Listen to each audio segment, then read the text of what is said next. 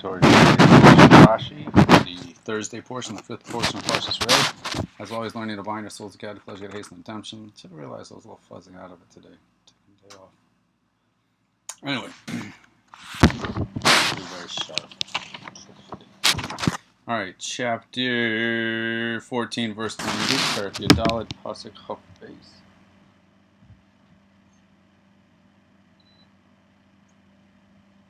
Now let's see what we got.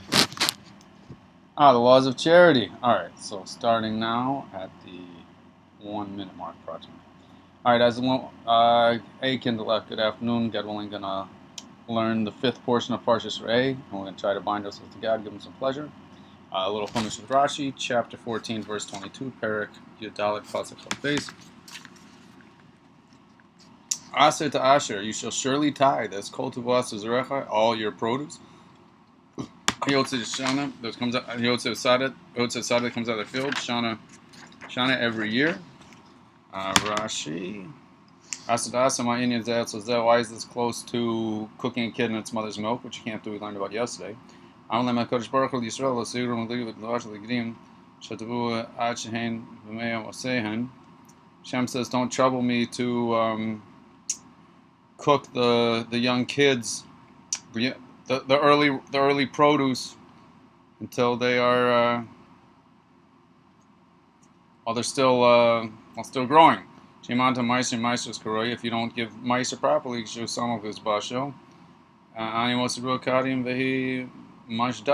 you don't tithe properly, then just when produce is about to be ripe and you're ready for it, then Hashem will bring an east wind and smoke it up.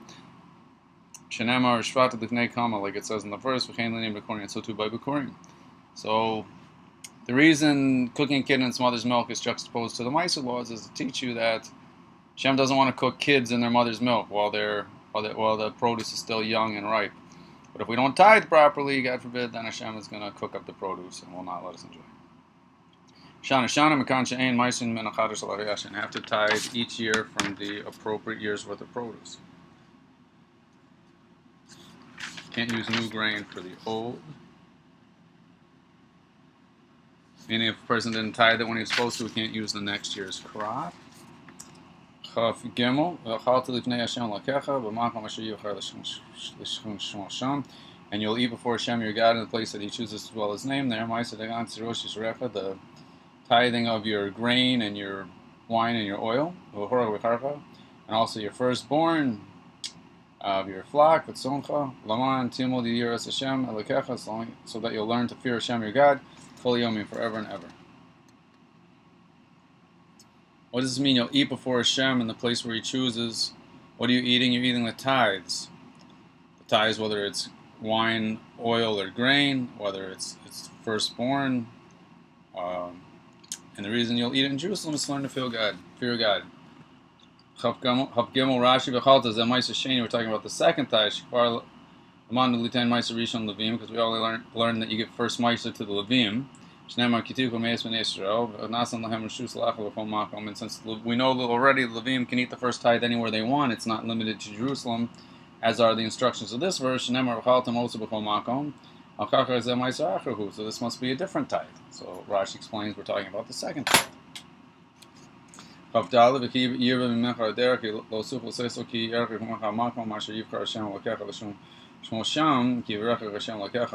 and if you live far from Jerusalem and Hashem has blessed you up with tremendous produce and it's a little too hard to schlep it all, Rashi, it's too much to carry,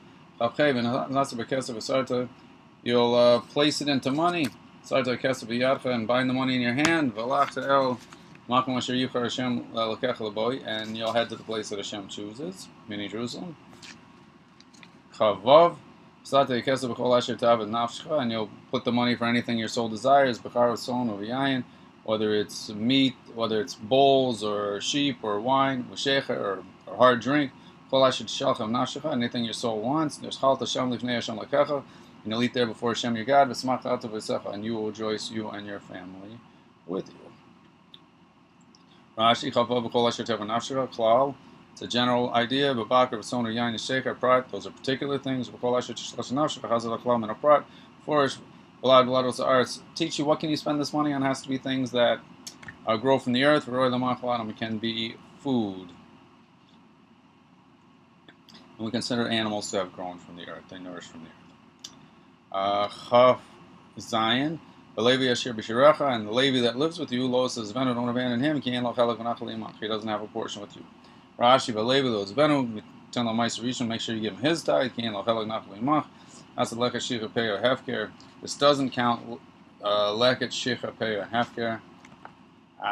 Those are 4 gifts that are typically available to the poor at harvest time, and the Levi is included in that. Pay is the corn of the field. Hefker is unowned produce. Shicha is stuff that the owner forgot up to a certain size. Leket is, I think, just gleanings.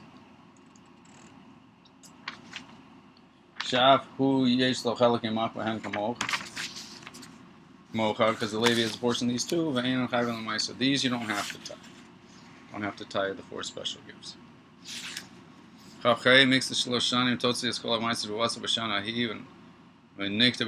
at the end of 3 years, you have to, if you didn't give your tithes then, you better get it all out and put it at your gates. Rashi,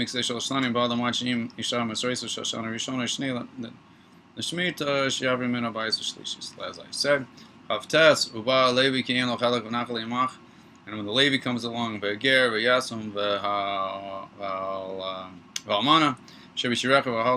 and when it should come the Levi or the convert or the orphan, God forbid, or the widow, God forbid, which lives with you, God forbid, you'll eat and you'll be and you'll feed them and they'll become satiated. So Hashem, your God, ways around space and time, within space and time at the same time, should bless you with everything you're involved in. I should toss everything you do. Rashu ba Levi v'ito ma'aser rishon. He's taking the first type. V'ger yasum. How about the convert and the orphan? V'ito ma'aser sheni. They get the second type. Shu shal ani shal shanav zu. Those of them allowed to be shnaim kederek shitzchatav. V'echol ma'aser sheni shtei shtanim. So the first and second years of the sabbatical cycle, the second tithe, take it to Jerusalem and enjoy it. The third and the 6 years, leave it for the poor. God forbid anyone's poor. Make sure you give them enough that they have what to eat. And this is where they learn out the amount of the gifts you have to give. You have to give a meaningful sized gift. You have to satiate them. And you'll still have to schlep the second tithe up to Jerusalem if you left it over. And say the special thing you say up there, like it says in another place. So even if he didn't bring his second tithe up there the first couple of years, he still has to bring it the next year. Alright, that finishes today's Rashi.